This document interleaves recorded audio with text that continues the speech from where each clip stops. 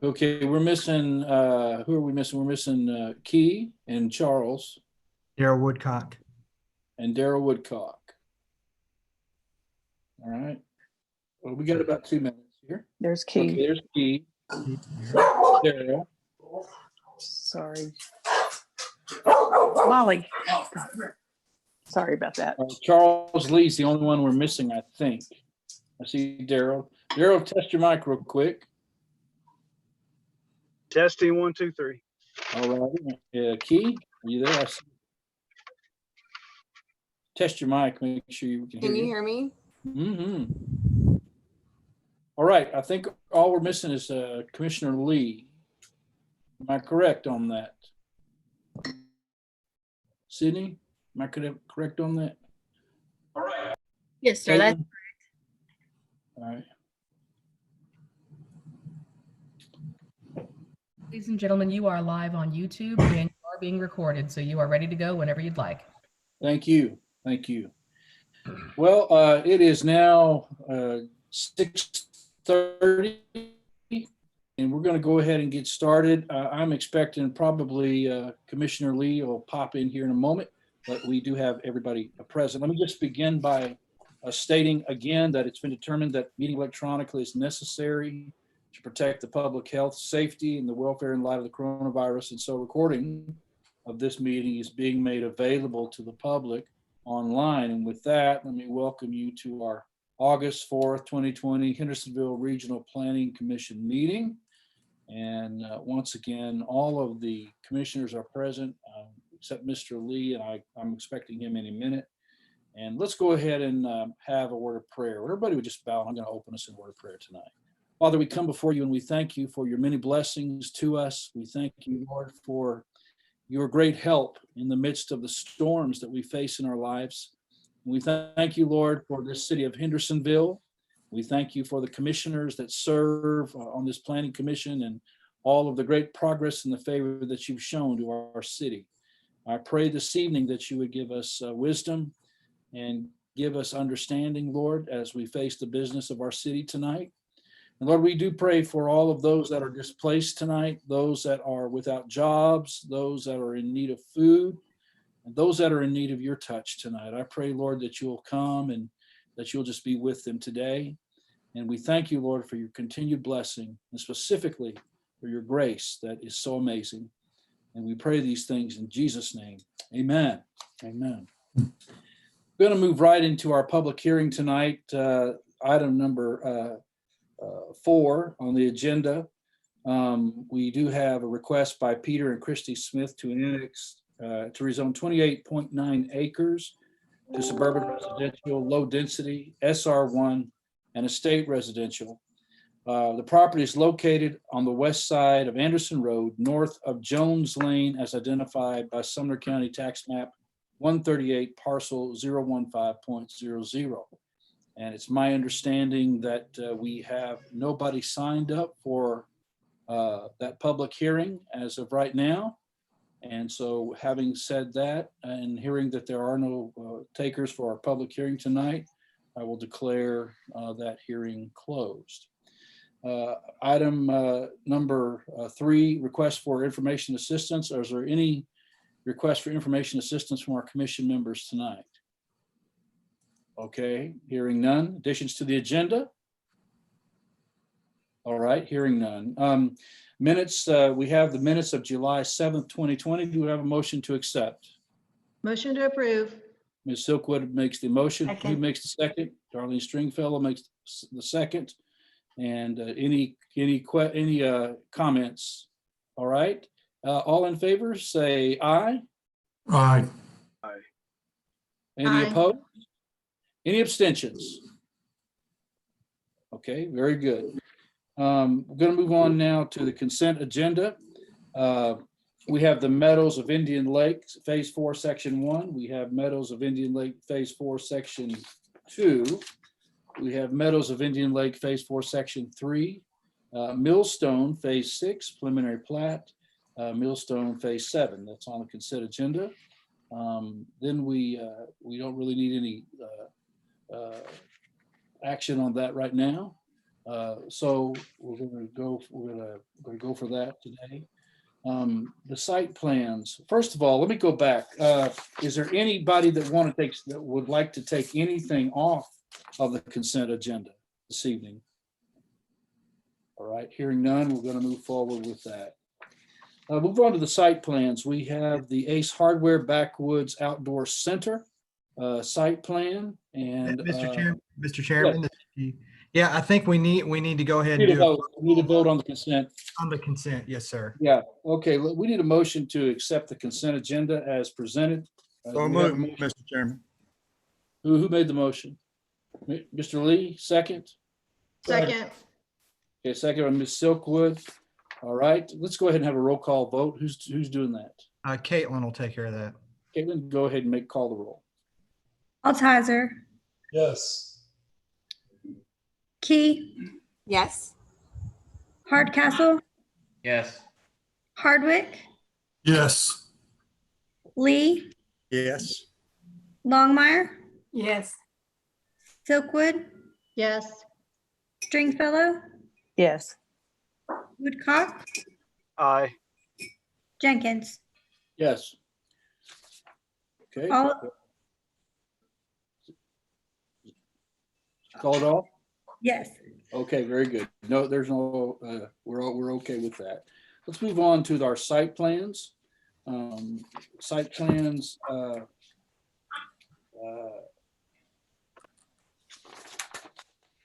It's on a page here, I think.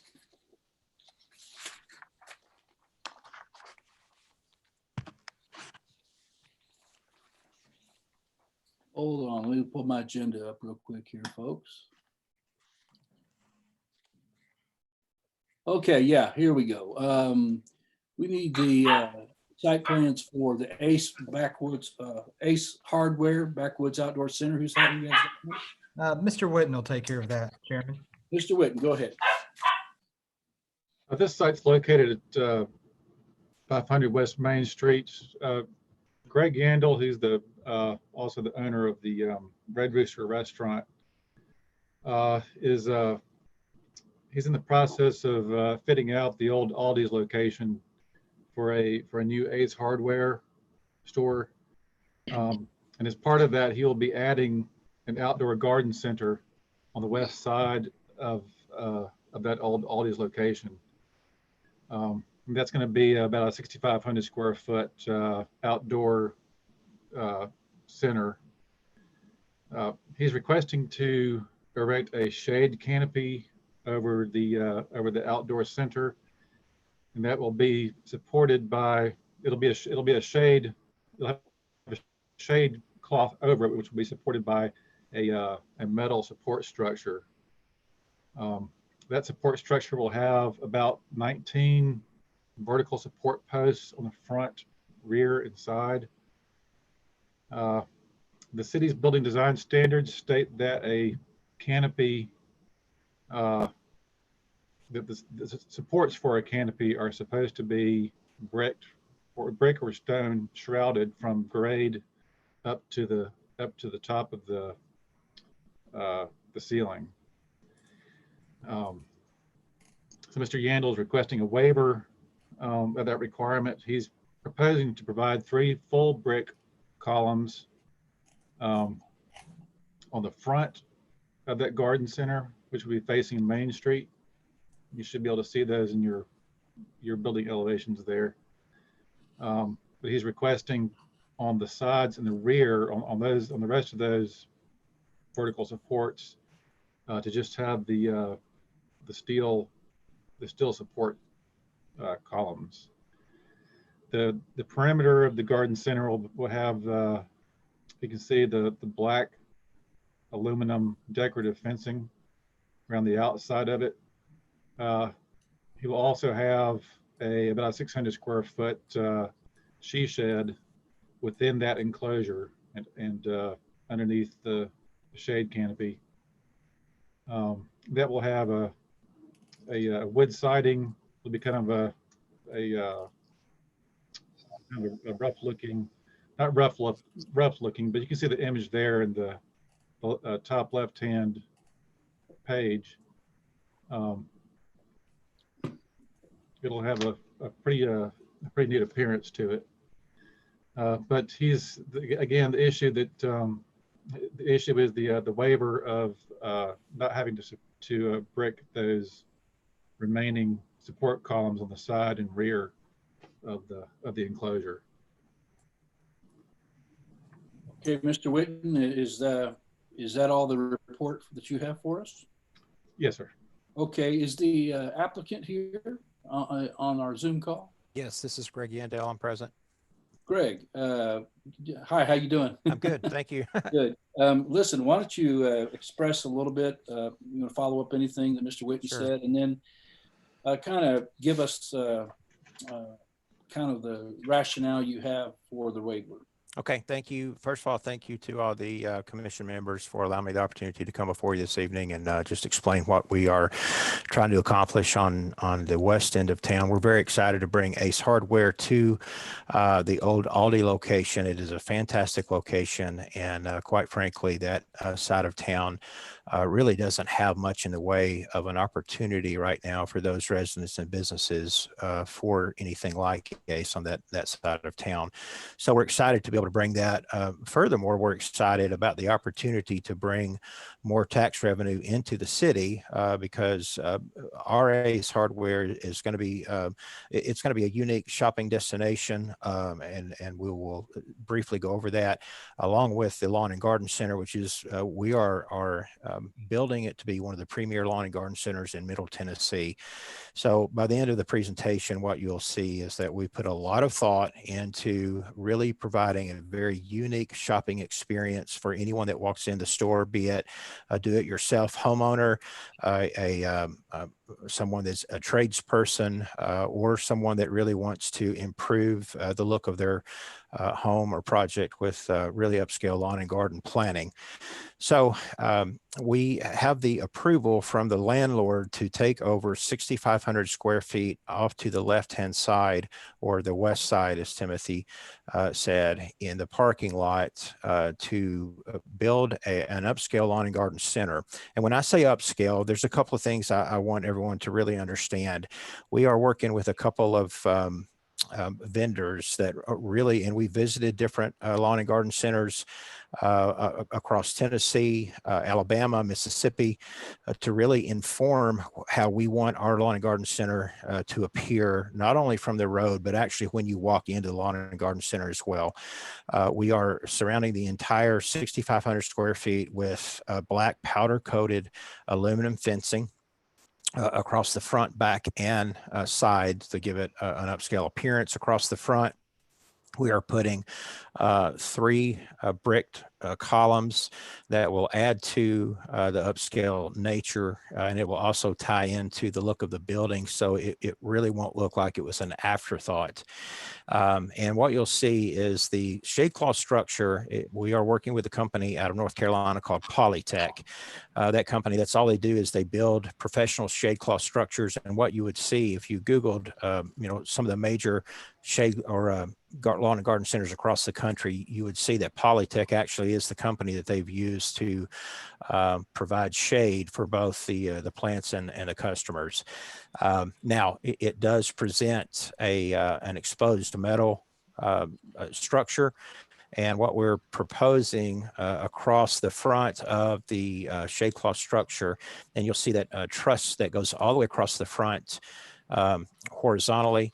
And then the center portion where you'll see the Ace Backwoods sign, we are working with Nashville Tent and Awning to put and they're actually going to build an awning type. It's not really going to be an awning, but they're going to use the same material to cover the truss all the way across, and then the center portion as well. So it's going to give it a very finished and professional look that you would certainly not expect to see in most lawn and garden centers.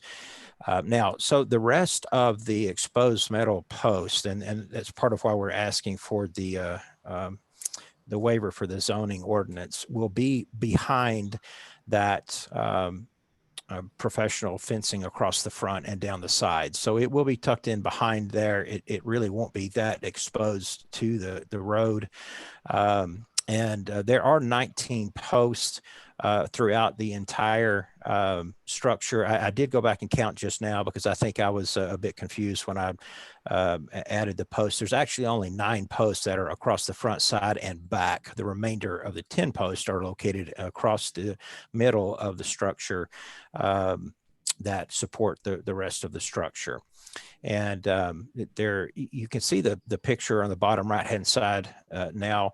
That is in fact what the structure would look like, very similar to that. That is a polytech structure at another lawn and garden center.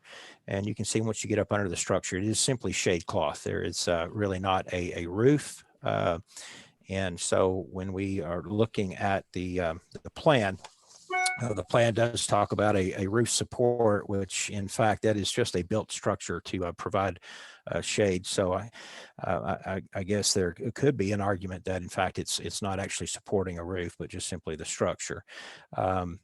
So when you, and also then when you talk about a matter of cost, when you're, if you it would cost about $1,000 per post, which would add a significant cost to the structure itself. But more importantly than that, when you talk to Polytech regarding the wind load structure, the structure is not engineered for extra wind load put up against those posts, which anytime you brick or veneer a post such as that, you do increase the wind load, both on the post itself and then also the support where it's anchored as well. So it would have to completely go back through engineering, and Polytech actually has never done that. So they don't have the capacity to even do that. So it would put me in a situation where I'm not real sure I could provide that for the Lawn and Garden Center as well. But what I've tried to do in lieu of that is try to make sure that at least from the road or the parking lot, when you pull up, it looks extremely professional on the outside as well. Now, as it ties into the overall shopping experience, RA's Hardware will also have on the inside a 600 square feet portion that will be a unique upscale gift section as well. And then if you'll notice, the she shed is what we're calling it. That is, while it's going to be a brand new building, we are going to weather it to make it appear very similar to what you see on your screen right now. We do want a more weathered look to our outside selling area, and that will be a unique shopping experience for customers as well, because we will again provide hard to find gifts, seasonal gifts that a building will also be used for the community. We'll hold lawn and garden seminars there. We'll do a Christmas village for the community where kids can come and see Santa Claus in November, December timeframe. So that building will be an integral part of the look and feel of the she shed or the overall lawn and garden center as well. There's one thing I do want to call out as well, that it's really not on this plan, but just to kind of give you a sense of how important it is for this to be an upscale lawn and garden center. Most lawn and garden centers, when you look at, when you actually walk into the center, to put their plants on display, they simply use a metal grate table. And they put those metal grate tables on concrete blocks. That's really not the look we're going for. I have commissioned some builders to build actual mixed wood and metal, more of industrial type of displays where we'll be putting our plants, again, to give it more of an upscale feel. I personally don't like the way that looks when you walk into a lawn and garden center and you just see rusty metal grates and a bunch of plants sitting on it. So that again, that will add to more of the upscale nature for our building. And I guess one final point I would like to make is if you walk into Lowe's or Home Depot, their lawn and garden center, they actually have exposed metal on their structure as well. They have more of a hard structure up front, and then Lowe's does also have a shade cloth structure, albeit not as large as what we're going to build. But none of their metal posts are brick. And while I do recognize that this ordinance came about later than when Lowe's and Home Depot was built, I would ask for some similar consideration. And I'm more than happy to take your questions. If you have any concerns, and I'd be happy to answer those. Thank you, Mr. Yandel, for a very good report, very thorough report. Any commissioners at this point have any questions for Mr. Yandel or Mr. Whitten? We'd go to the view of all the commissioners if we can on the screen. Caitlin, it would be helpful. Thank you. Okay, are there any questions for Mr. Yandel? Mr. Lee. Yeah, not really a question, just a comment. I have certainly seen the type of projects that Greg Yandel has been involved in. And let me say, everything he has done is always high quality, and I would say exceeds expectations very consistently. And certainly the plan that he has for this Ace Hardware, I think will be a tremendous asset for that part of town. It is a part of town that we want to see upgraded and renovated. And I am extremely pleased that we have a project of this quality and something that will be able to attract a great deal of attention and business and serve our community in many ways. So I just want to commend Mr. Yandel for doing a great job on this planning. And personally, I have no problem with the waiver request that is being requested for the type of facility that he has discussed. Thank you. Mr. Lee. Any questions, any more comments from commissioners? Okay, we got a question from the dog.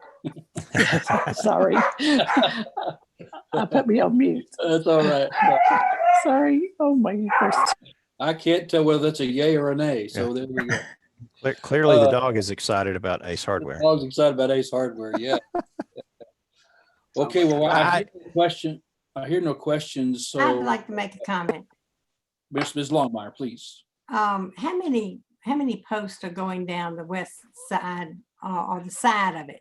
Let me count. Yes, let me count that for you real quick. I have that pulled up. 5. It just seems to me that it would be really much more appealing if the side of it is going to be, looks to me like it's pretty long. It's going to be pretty exposed there. And if we could keep the posts that are inside and on the very back in their natural state, I'll say. I just think it would give it a more finished look. So there must be something they can do if you can have them across the front to have them down the side also. Well, so let me address Ms. Longmire, and thank you for that comment. The post on the front of the actual structure, we are not bricking. What I was speaking to were the columns, the fence will tie into across the front. So those, in fact, will be larger brick columns. If you you may have your packet in front of you, but if you notice on the packet, those are large brick columns.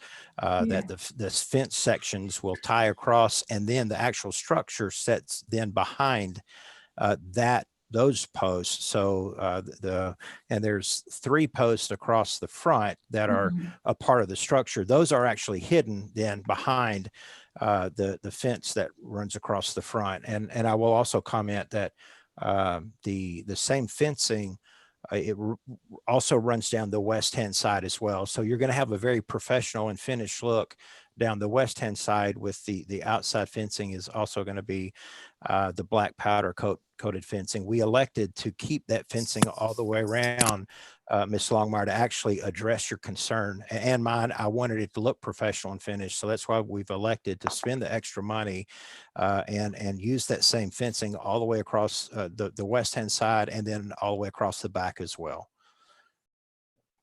Thank you, Mr. Yandel. Ms. Longmire, does that answer your question? Somewhat, not entirely, but I understand what he's saying. Yeah, I would say, just to kind of pipe in there with Mr. Yandel, I had the same questions that you did, but given the fact that they are going to provide that fencing down the side, that in itself, from an eye candy standpoint on the side, is going to provide a somewhat finished look. And I would probably guess that they might even try to do some screening on the inside, just with merchandise or whatever on various places to hide some of that as well. So So let me ask you this, the picture that is shown on, I think it's the second page that shows the plants. Is that picture of the side of it? So you're speaking of the picture on the bottom, Ms. Yes. Longmire? Where it start, and then there's a little dissertation on the right that says the garden center enclosure, blah, blah. Yes, ma'am. So that is the exact same structure that is at a different site, but that is a polytech structure.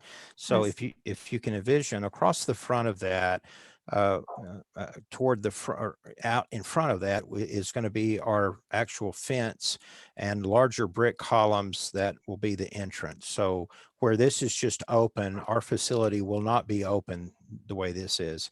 And then our fence will turn at the corner at this corner post and then go down the west-hand side again with the black powder coat aluminum. Okay, fence. so the picture that we see that says ACE up above, in the middle of the two columns. Yes, ma'am. Okay, the side is going to be that same type of fencing as you go down the side of it? Yes, ma'am. It just won't have those larger brick Columns there, but columns. it'll have the fencing. Yes, ma'am. Oh, okay. And let me just say, I'm so happy to see ACE come back. I'm in the real estate business and ACE was my place to. Well, you know, can I just take another moment there, Ms. Longmire? And I you know, have known that you've been in the business for quite a long time. And I can tell you that my wife, Krista, and I, we love that end of town.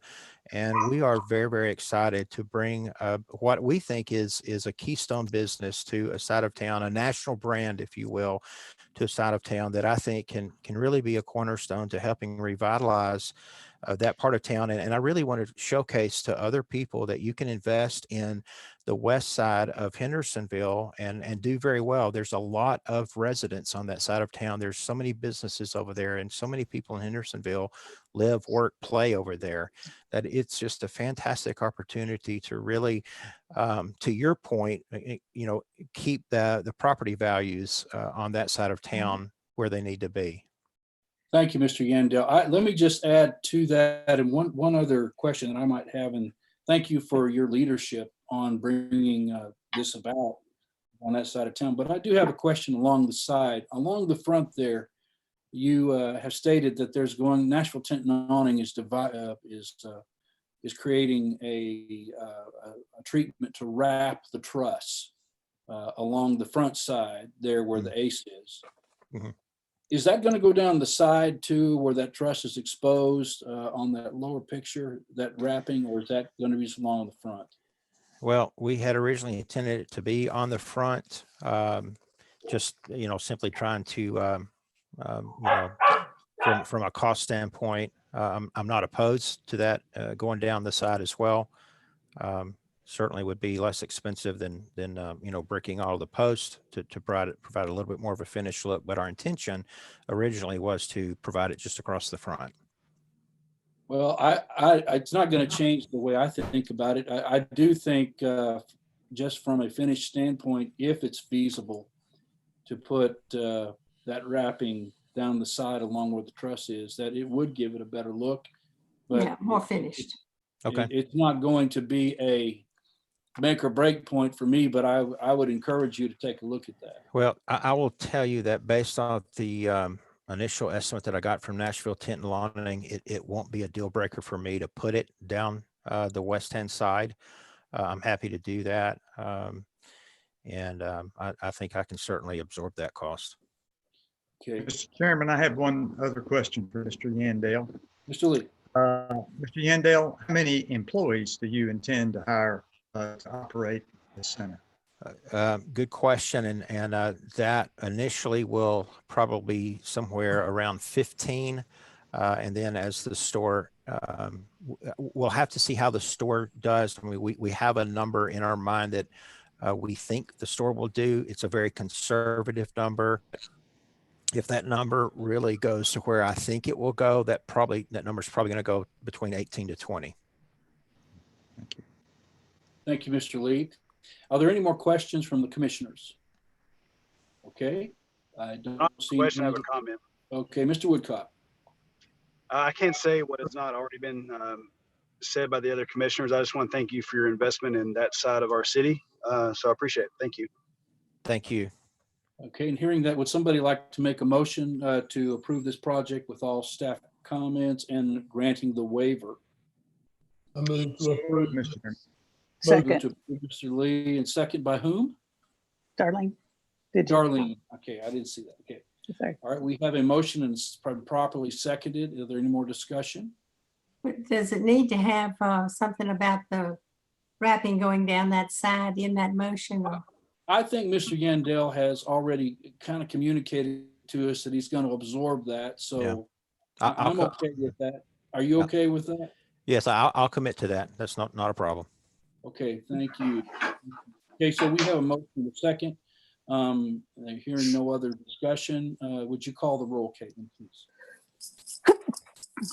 Altizer, Yes. Bryant McCormick, Yes. Hardcastle, Yes. Hardwick, Yes. Lee, Yes. Longmire, Yes. Silkwood, Yes. Stringfellow, Yes. Woodcock, Aye. and Jenkins. Yes. Okay. 10-0. 10-0. Mr. Yandell, once again, thank you for your leadership and for your investment in that side of town, and you are approved. Thank you very much to everyone. I appreciate it. And I look forward to seeing you in Ace Hardware. Thank you. We'll be We look there. forward to it. Okay, moving on to our next site plan, volunteer park at Arrowhead Inline Hockey Rinks. Mr. Whitten, are you doing this one as well? Right. Okay, Yes. go Thank you. ahead. So this site is at Volunteer Park. As I'm sure y'all are aware, the inline hockey rinks that are currently located at Volunteer Park are being relocated by the Parks Department to, I'm sorry, they're currently at the Vietnam Veterans Park. Will be relocated to Volunteer Park on the site of one of the currently existing soccer fields there. You see in the top image. So the rinks are, the Parks Department is proposing to cover those two hockey rinks with it's called a dome membrane covered frame supported structure. It's essentially a fabric, weatherproof fabric that's stretched over a steel support structure. The walls are, there are no walls. It's an open air structure. You'll have the supports on either side of it.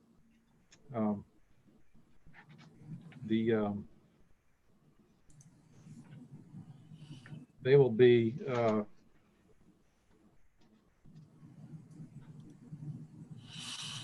sorry. This is it's a new structure for the Planning Commission. We'd never seen one of these in Hendersonville, but it's a unique structure, and it was added to our zoning ordinance, and it's actually exempt from the building design standards. Obviously, with a structure such as this, it's kind of difficult to have, you know, a brick and stone structure associated with that. But staff has asked the Parks Department to look at cladding the supports with brick. So they are attempting to do that. Okay, anything else, Mr. Whitten? That's all I have. Okay, so to kind of recap, this is going to be a fabric membrane, as you call it, that would resemble, for the lack of a better analogy, they make a product that they use called their dome, they're called sprung structures. Would that be the same kind of membrane that you're talking about? That same kind of a rubbery, that kind of thing we're looking at? Timothy, I could speak to that, sir, if you wanted me to. Yeah, please. I'd love that. So my name is John Sexton. I'm with Lowe's Design. I'm a landscape architect on the project. And so what Timothy is referring to is it's a membrane structure that you see in a lot of professional domes. There's also one at Hadley Park. It's the same type of material that's used at the Tennessee Titans facility. It is a membrane, so the 8 layers thick it is a sort of fabric that's kind of meshed together, pressed together to prevent the inclement weather to get the rinks wet. We've got it spanned over both of those rinks. The great thing about this type of material is it allows ambient light to kind of penetrate through it. Now it is thick, but it does allow that light to kind of penetrate through to reduce the amount of lighting that we have to use under there. We also have it shaped in like that hip roof, as you see, to allow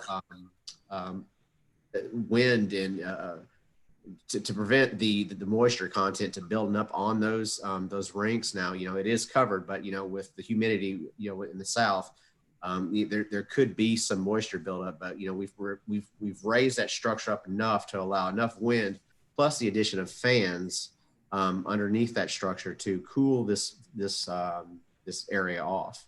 There are 2 rinks, and with the amount of fans that we got proposed, it should allow for enough airflow under there to cool those areas off. Thank you, John. I appreciate that clarification. I think it looks sharp, but I wanted to make sure that's what it was. So. Yes, sir. And Mr. Chairman, any more questions? Okay, can I get a full screen view, please, of everybody? I think there were some questions or from somebody.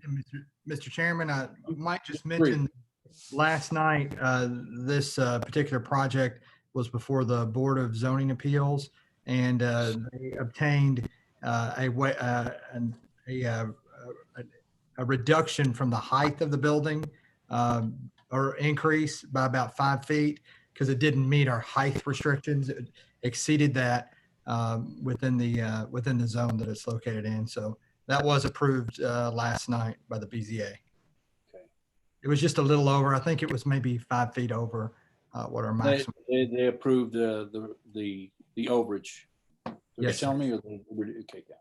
Okay. That's correct. All right.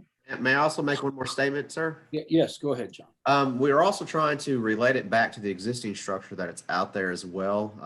There is supported on both sides with steel columns, and we're proposing to wrap those columns in a brick facade that mimics the existing structure out there as well.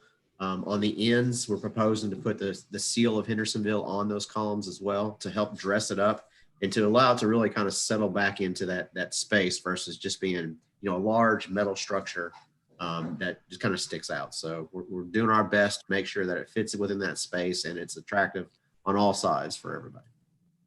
Well, I think it looks sharp. It's going to be a nice addition, and I think you're going to have a lot of happy people that are going to like that. Any other commissioners have any comments? Mr. Woodcock. Thank you, Chairman. I wanted to take a moment to say thank you to staff and everyone who's worked on this project. And one thing that hasn't been mentioned that I hope people realize is that we're not simply adding a cover to some rinks. We're adding a cover that's going to allow us to have tournaments in town that otherwise we would not be able to have due to the risk of nature ruining those events. So this is now going to become a revenue generator. So I am happy to support it, and I appreciate staff working so hard on it. Thank you. Okay. Any more questions, comments? Okay, hearing none, do we have a motion to approve this particular submittal with all staff comments? Motion to approve with staff comments. Mr. Woodcock makes the motion, second by Ms. Silkwood. Any more questions? Hearing none, Caitlin, would you call the roll, please? Altizer. Yes. Bryant McCormick.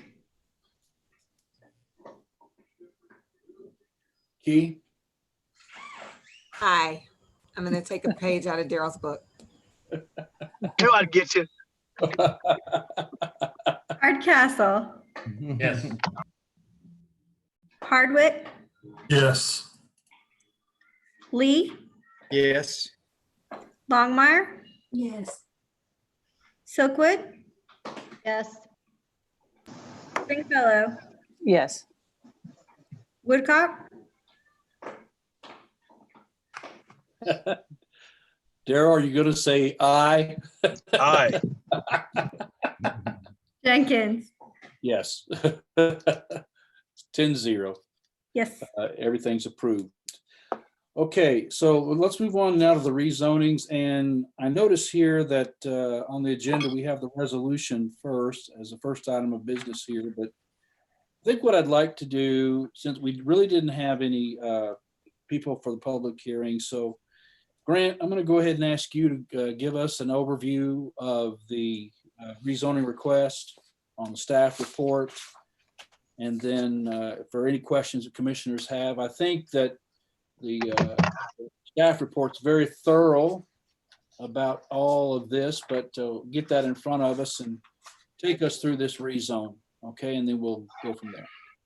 I'll do that, Mr. Chairman. Mr. Green is with us tonight. And Caitlin, Okay. if you could pull up some of those images while I'm talking about that, that'd be awesome. Thank you, Keith. Thank you, Mr. Chairman. This property is located at 1421 Anderson Road. And this is, you can see right here on the image, the total of 28.9 acres.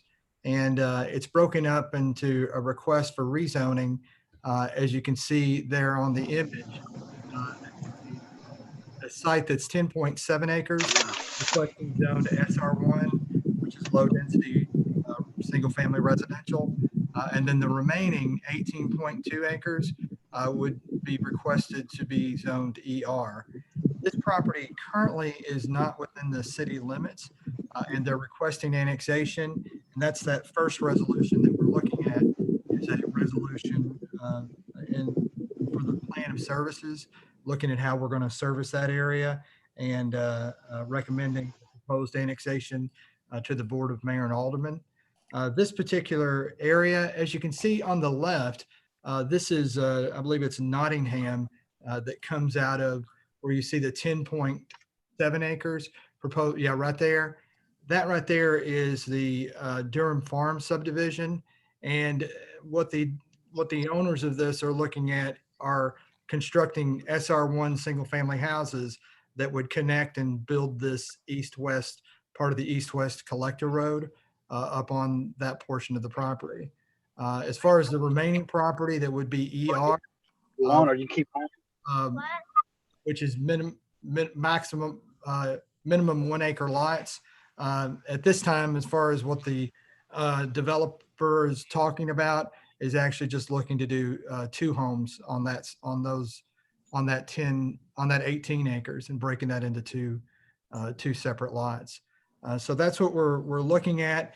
Looking at it, this is within as far as with our future land use map, this is compliant with our future land use map. And this is the owner of the property is requesting straight zoning to SR1. So this isn't a planned development like a lot of the different developments that we have. And you can see in the numbers of where we're looking at what could potentially have been built if it's out in the county. And that looks like that probably would have been, when you take into account roads that might need to be constructed and that type of thing, somewhere around 25 lots that could have done within the county zoning. And that zoning out there is actually 40,000 square feet. So it's a little less than an acre a lot. So actually that portion that they're requesting the ER is decreasing the density within that portion and increasing it on the SR1. But just looking at how many houses could be put in this area where the SR1 is, where the road's going to connect, and even if they develop the other area as 1 acre lots, you're looking at a total of about 45 homes within that area. And that's just a brief overview, and I just would open it up to any questions that you'd have, Chairman, or any of the commissioners would have about any of the specifics. Okay. Any questions from the commissioners for Mr. Free on this proposed rezoning? Can I get a full screen view, please, of all the commissioners? I'm sorry. Thank you. Okay, I guess, Keith, the first thing that we want to kind of just as a housekeeping item here is we need a resolution for the plan of services, which is what you got here. And we also need a resolution approving the zoning with findings of fact. That's correct. Okay. And Key really does a good job with that kind of stuff on the findings of fact. So Key, you're warming up in the bullpen right now. So, but talk to us a little bit about on the rezone itself. So the SR1 portion, given the fact that it's not a PUD, the fact that design constraints, subdivision regulations, as is in effect to what's off to the left and to the right of it, how does that mesh with what this will do? If we do actually within this area that's would be SR1 Low Density Residential, the minimum requirement is 12,500 square foot lots, which actually the size of the minimum lot size in just straight SR1 is larger than most of the lots, definitely in Durham Farms, but across the street in Norman Creek as well. A lot of those average lots are a little smaller than that. Of course, on those larger developments, they have larger open spaces and things like that as well, to where that they've got the density. But the density, the overall density of the whole tract of property, including the ER and the SR1 that they're asking to be rezoned and to annexed in, actually would still be below the density of the surrounding area. So actually it would fit in well. And it doesn't mean this particular developer will be doing it, but it's my understanding that the developer that has interest in developing the lots and constructing the road is the same. I think it's Halcomb developers yes. that are finishing up Ivy Point. And I think they're talking about doing homes that are comparable to the Ivy Point homes. So material wise, are we looking at the same kind of look? Are we looking at more the Durham Farms look? What do you think? It could be something different, but the lots are going to be large enough. You could have side loaded garages. So just in the initial conversations we've had with the owner and we've had with the developer Halcomb that's doing Ivy Point, their interest is to do homes that are similar to the ones that they have at Ivy Point, which are all the homes in that whole area are very nice. But if you're familiar with the Ivy Point, it's a little bit more upscale, a little bit larger homes. But this rezoning would not tie them, to that.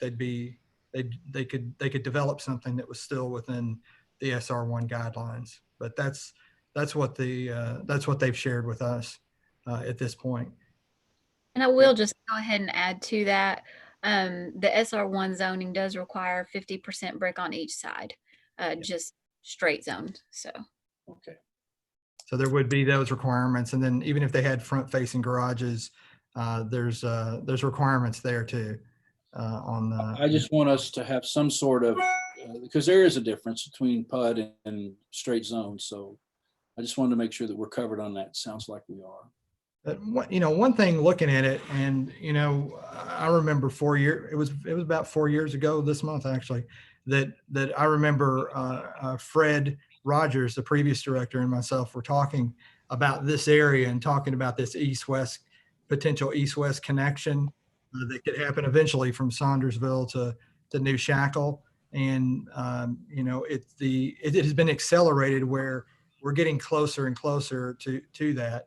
And this would potentially within the next couple of years finish that section where that you would have connectivity from Anderson Road all the way through Durham Farms and over to New Shackle Island Road, which is amazing, because a lot of times things like that, it could take 10, 20 years to make a full connection. And so the reality and the potential is here for this to occur.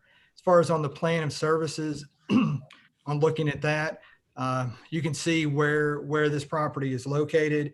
The city's already serving everything on both sides of it and south of it. So it's nothing that and the size of the property and everything.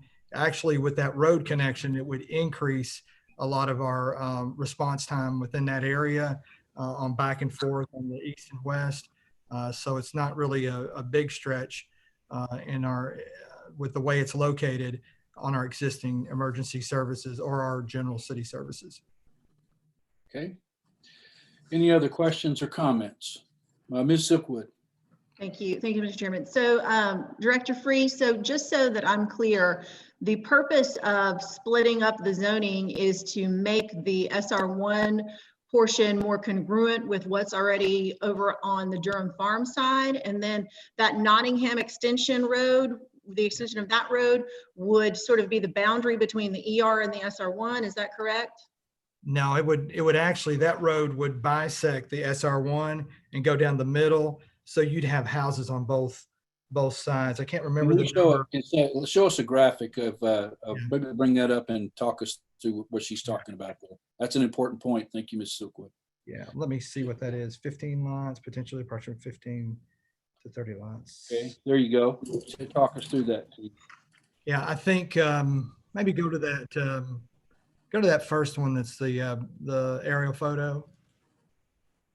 I think it's, yeah, there you go. So right there, what would happen, Commissioner Silkwood, is that road would connect through, if you can kind of go up there, Caitlin, with your pointer on the Durham Farm side of the road. And then that would go all the way across and you'd have houses on both sides. So I can't remember what that number was. Maybe it was 24. So you might have 12 houses on each side of the road. If that's, I think that's the potential number that they had on that. ER 37. One more question, Director Free, if I could. So what is the rationale that the developer is providing for creating this SR1 section? Why not just make all of this ER? You know, in my opinion, I think we need more 1 acre lots in Hendersonville, and this would be a great place for that. So did they provide a rationale for having SR1 in this section and then that ER section to the north? I mean, what was the purpose of that?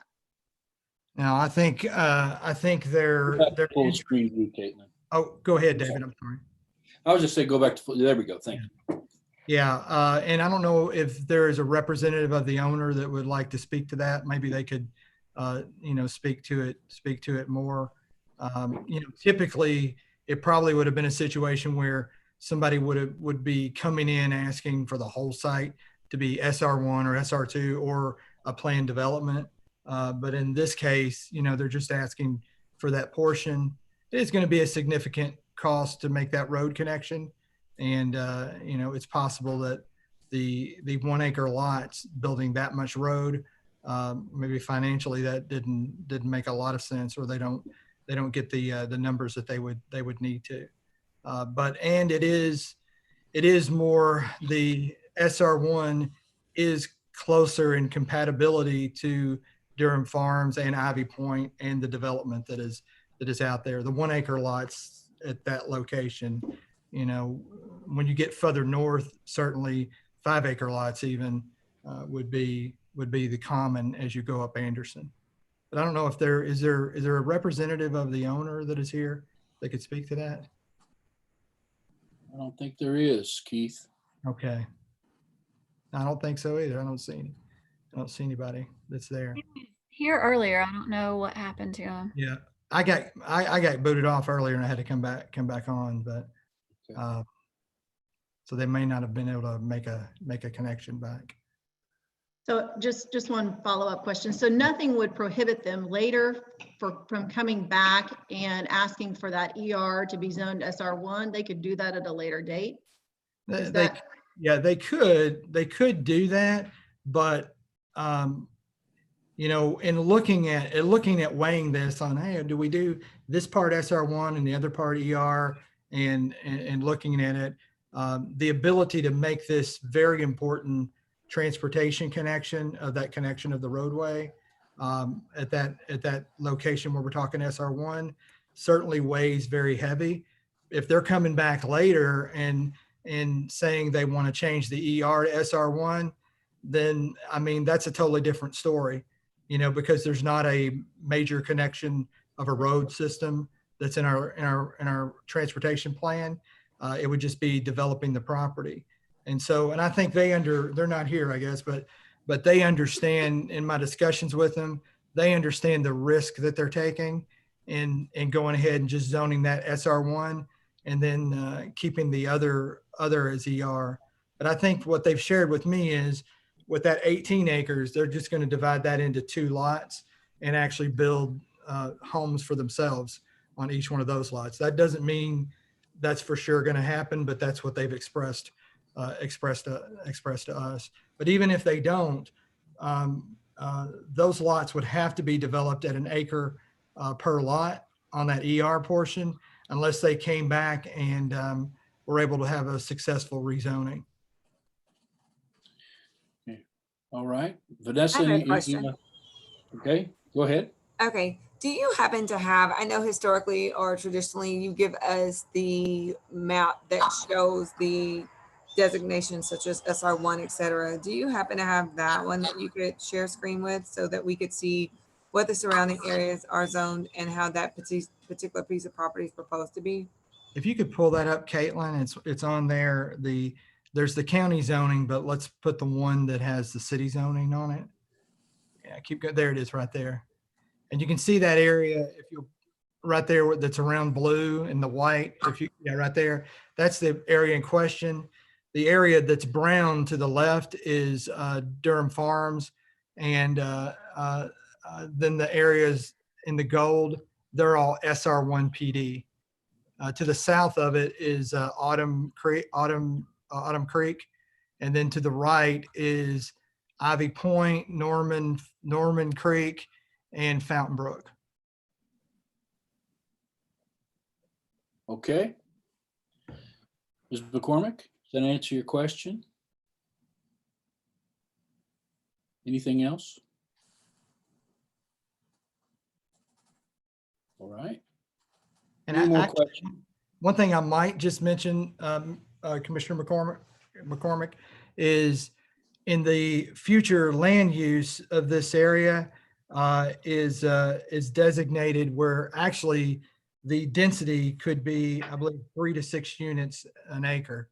So actually, our future land use map says it could even be 2 to 3 times as dense as what they're talking about. Actually, could be maybe 4 or 5 if the 3 to 6 units an acre. So the request that they're making is reasonable. Yes, yeah. It's reasonable. Okay, I don't want to cut anybody off, but I don't want to prolong it either. Are there any more questions or comments for Keith on this particular rezone? Now, from a matter of procedure, do you want us to go ahead and do the plan of services first, or do you want to go ahead and do what would be the pleasure of, what do you think would be better, Keith? I would like to, I know it's kind of cumbersome, but I'd like to do the resolution for the plan of services. And then after that, then do the rezoning of the property. With and then noting on the rezoning, not with the plan of services, but on the rezoning, mentioning the findings of fact. Findings of fact. Yes, sir. Okay. Okay. All right. And just as a matter of procedure, we're going to go ahead and do that. David, actually, this is the owner, Josh. Yes, it's Rob Cushman. Rob, I'm sorry, Rob. Yeah, Rob. That's okay. So we were on why don't you go ahead and ask? Yep. Why don't you go ahead and ask the question to Mr. Cushman, okay? Ms. Silkwood. Thank you. Thank you, Mr. Chairman. So, Mr. Cushman, the question I had earlier when you were off the call was, what was the purpose of having 2 separate zones within this piece of property? So for the northern part, the ER, why separate that out from SR1 down below? What was your rationale for doing that? Sure. To be straight up, the rationale is we've got the piece that goes between Durham Farms and Anderson Road that kind of melds in well with Durham with the smaller lot size. They're actually smaller than the SR1 lot size, and the estate lot portion just for the near term will actually just be 2 homes. We're just looking to build 2 homes and leave it pretty rural. So we were requested by planning, instead of leaving it in the county, if we were looking to annex it, to go ahead and annex the entire 30 acres or 29 and change acres. And if we were to want to leave larger lot sizes, to go ahead with the estate residential on the one portion and the SR1 zone on the road extension. Okay, thank you. That's essentially what he said. Thank Okay, very good. Thank you, Mr. Chrisman. Let me go ahead and let's do the plan of services resolution real quick here. Do I have a motion to accept? So moved. So Second. moved. Do we have a second? Second. Do we have a proper second? All right. Any discussion? All right. Call the roll, Caitlin. Just for clarification, it was Ms. McCormick that did the discussion. Yes, I moved and Commissioner Stringfellow second. Seconded. Thank That's you. right. Altizer, Yes. Bryant McCormick, Yes, or aye. Hardcastle, To Hardcastle. Is he on the call? Yes. Yes. Thank you. Hardwick, Yes. Lee, Yes. Longmire, Yes. Silkwood, Yes. Stringfellow, Aye. Woodcock, Aye. Jenkins.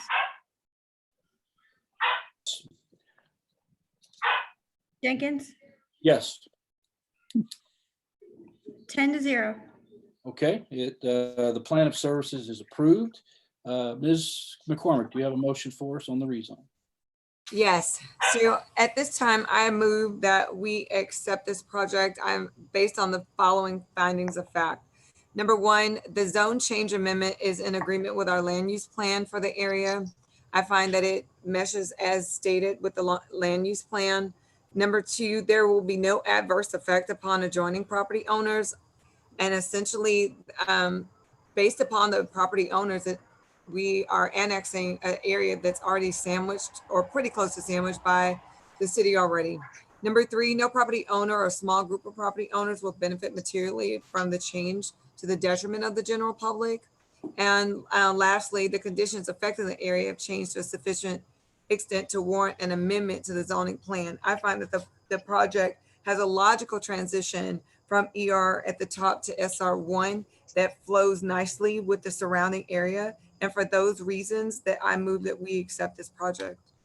Okay, we have a proper motion with findings of fact. Do we have a second? Second. Second. Second by Mr. Altizer. Any discussion on the motion and the findings of fact? Okay. Caitlin, we'll get you some of those. We'll email or something the findings of facts for your minutes if you didn't get it all. I did. I got it. Okay, Thank very good. Very good. All right, we have a motion and a second, and there is no more discussion. Call the roll, please. Altizer, Yes. Bryant McCormick, Aye. Hardcastle, Yes. Hardwick, Yes. Lee, Yes. Longmire, Aye. Silkwood, Yes. Stringfellow, Aye. Woodcock, Aye. Jenkins, Yes. 10-0. Okay, the plan of service is approved and also the zoning is approved for recommending to the Board of Mayor and Aldermen. Okay. All right, moving on. We have to the staff approved review projects that are approved: Bonita Parkway, Caudale Estates, Durham Farm Phase 3, High Chaparral Section 2, Jolly Ollie's Deck Edition, Pate Subdivision resub of the lots, re-subdivide, Robert Kirkpatrick Estate final plat, and then the staff reviewed projects that are pending are Glenbrook North Retail, Maples Commercial Subdivision, Hazel Path Commons, Michael Archibald Properties lots 3 and 5, and another project would be lot 9, Thornton's number 601 exterior remodel, and Verizon's small cell at 111 Saundersville Road. Those are the staff reviewed projects that are approved and pending.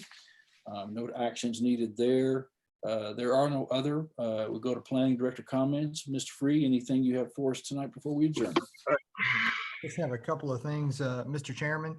A couple of things that I wanted to share is some of the things that we do in the planning office is we issue home occupation permits for when people get a business license to operate out of their homes. A lot of times it's just something where people are doing things in their home. It's not selling things out of their home, but they're conducting business within there.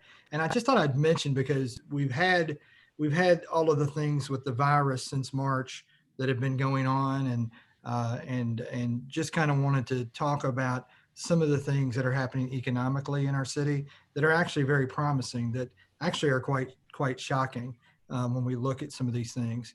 But looking at last year, we had the number of home occupation permits that we issued was 270. And we're on pace now to do about 366 this year. We had from March to the end of July, we had about 116. So that's 116 businesses that people are operating out of their home. I know some of that is in reaction to some of the COVID thing. But what's really interesting to me is we had a very strong year last year with what we call use and occupancy permits. And that's where a pizza store may go where there was a drugstore, or, and they have to get we call a UNO, or some of the things that you all approve on a site plan. Eventually it ends up and they get a use and occupancy permit. It's kind of the final document that they get before they occupy the building and open it up for use. And then actually we're on pace to match last year, which was a pretty strong year. So just looking at what we've done just from March to July, we've had 76 of those use and occupancy permits. And so what that means is sometimes a few of those have a temporary use and occupancy. So some of that 76 might represent, the same business twice, but it's showing a very strong indicator that we have businesses that are still going into commercial areas. And so there's a lot of different activity happening with that. But I just wanted to share that with the commission. Also, was very excited to see the Ace Hardware investment that we're looking at. It kind of flows well with the West Main Street Old Town redevelopment plan and potential rezoning that we're looking at for that entire area, which is a furtherance of, if you'll remember, Hendersonville Horizons. And I know several of you all were involved in that process where we created that document about 3 years ago that kind of gave vision and strategies to move forward. And a part of that was looking at doing things just like what's happening with Ace Hardware and doing a redevelopment plan of that area and expanding those boundaries. So we're fixing to start on the data collection here just in the next couple of months. And we're going to get a timeline on how long it's going to take to undertake that and get it to completion. As a part of that, we have partnered with our IT department, the planning department, and IT department, and we've purchased new mapping software, aerial photo mapping software called NearMap, and it is amazing the level of accuracy on how you can measure things and the quality. It's way beyond Google Earth, and then they fly it 2 to 3 times a year. Also, we have the ability to look at this just like you'd look at Google Earth. We have the ability to do that in 3D and look around all edges, all sides of a building, and actually measure the height of a building.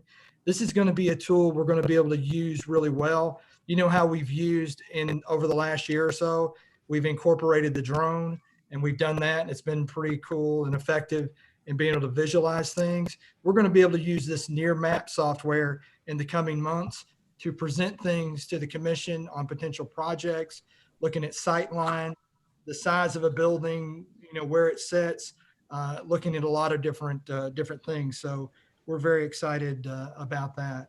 Also, we're going to be looking at doing something with training over the next couple of months. It may be something we do at Zoom it, but we'll figure out here in the next couple of months and get you information on that. Also, looking at right now, I think the governor's extension for being able to do these Zoom meetings, I believe it's to the end of this month. So currently, it looks like our September the 1st meeting will be in person, but we'll stay tuned. That could get extended like it did again, but we'll be prepared to go either way with it. and we'll let you know as soon as we know something. And that's all that I had, Mr. Chairman. Okay, thank you, Director Free. I would like to, just as a matter of discussion, real quick here. First of all, the Power of 10 conference, is that still on? Is that still going forward? It is, and I think, did you all get sent something from, I think Lauren sent you? And if you want to attend that, let us know. We're going to pay for it. It's just going to be a digital conference. So if you're interested in doing that, I'll have Lauren send that email back out to everybody again. But if you're interested in doing that, we'll cover it, we'll get you all signed up and get you the information to log in. But the staff will be attending that, and I encourage everybody to do that, and that'll knock out. We have training, 4 hours of training that are required every year for all the commissioners. And so this is one of our opportunities to be able to do that. But we're fixing to have an opportunity with the BZA that we're going to put something together also in the next couple of months that the Planning Commission can piggyback on as well. So we're going to have a couple of different opportunities if you don't do I wanted to mention that because that'd be a great way if the commissioners have a chance to go ahead and knock out that training and kind of be at home while you do it. So there you go. So, and I would, Mr. Chairman, I would encourage everybody that everybody has the Strong Towns book to try to finish reading that. I'd really like to, in the next couple of months, for us to have a work session on that and just discuss some of the things in that and talk about development and talk about the future of our community and kind of do some vision casting of what we want the community from the perspective of the Planning Commission to be and how we look at different things.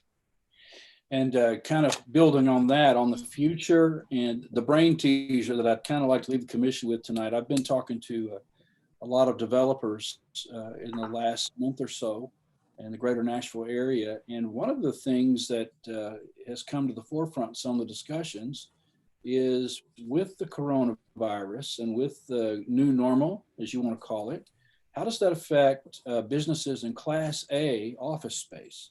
We have a lot of condos, office condos that have been built here in the city of Hendersonville.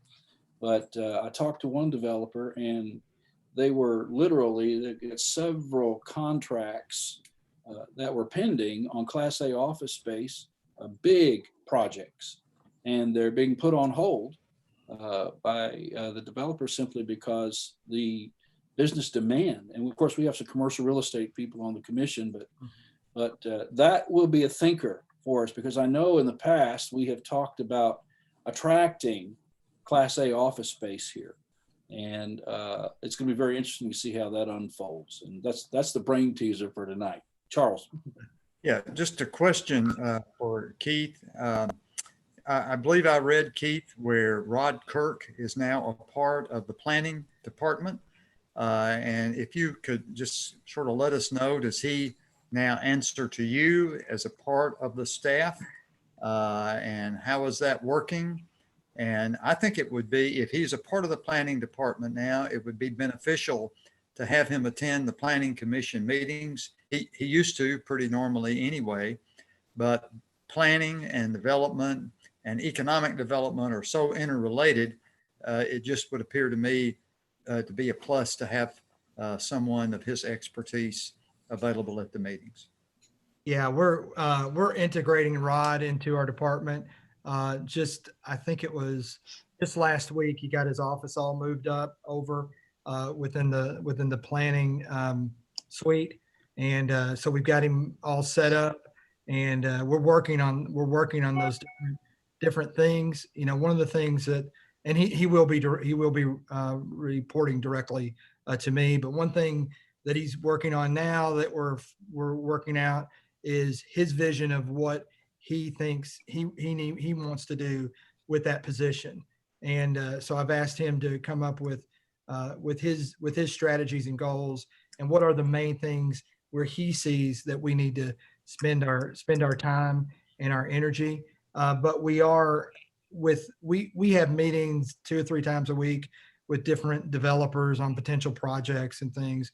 And so Rod is he's being invited and we'll expand the invites to him to attend that. And he's also invited to attend our our meetings. And I think he probably will start doing that on a regular basis. But we're going to integrate that because, you know, the whole thing of what we were looking at even prior to that position coming over to the planning department. And I might just say with Rod is professionally top level. He is a top level economic development professional. But even aside of that, he is a great guy. And we're just really tickled that we have the opportunity to get to work with him even closer than we were before. But we're looking to, now that we have that position in our department, you know, we're looking at all the strong towns. How can we be strong Hendersonville, our own version, you know, of it? And a big part of that is looking at things from a planning standpoint and casting a vision for 5, 10, 15, 50 years in the future, but not just a vision, but also a vision that is grounded in financial reality. You know, what things pay the bills for our city, what things drain our city in coming years, and making smart decisions. I think the marriage of looking at planning and economic development and looking at those things, not totally separately, but looking at it together as we're moving forward, I think is very exciting. And I think Rod's position is going to play a key role in our West Main Street Old Town redevelopment, because I think there's going to be a lot of business incubating opportunities for him and things that we can do from an economic development standpoint. So as you can see, I'm very excited that we have the opportunity to work that closely with them. Ms. Stringfellow, did you have something? Yes, I move that we adjourn. Okay, we have a motion to adjourn. Do we have any other, do we have a second? Second. Second by Mr. Altizer. Okay. We are adjourned. Thank you. Have a good night. Bye-bye. Good night. Bye, bye-bye. All right.